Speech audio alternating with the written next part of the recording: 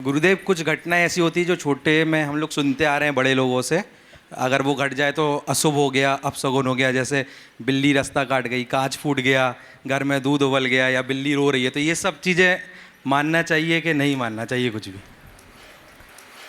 कुछ निमित्त तो होते हैं।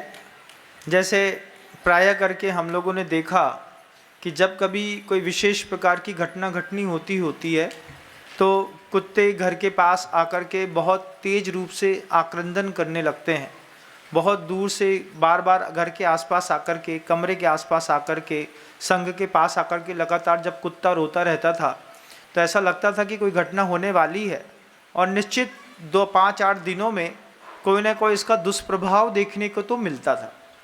तो कुछ ऐसे संयोग होते हैं जो चीज़ें हमें पता नहीं होती हैं, लेकिन कई बार तिर्यंचों को पता चल जाती हैं।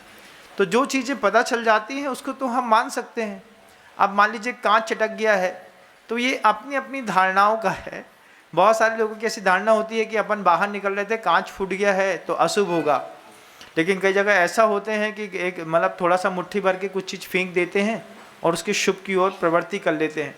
बिल्ली रास्ता काट गई है, इसका यही मतलब है कि आपसे ज़्यादा बिल्ली को जल्दी है, तो वो आपसे पहले निकल गई। इसके अलावा तो कोई विशेष नहीं है।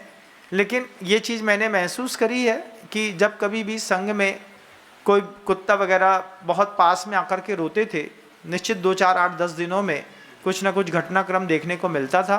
तो ये हम एकदम से पूरी चीज़ों को मना भी नहीं करते हैं, लेकिन ऐसी चीज़ें होती हैं। अब क्या होती हैं और क्या नहीं होती हैं, ये प्रत्येक व्यक्ति के अपने अपने कर्म के ऊपर भी निश्चितता होती है।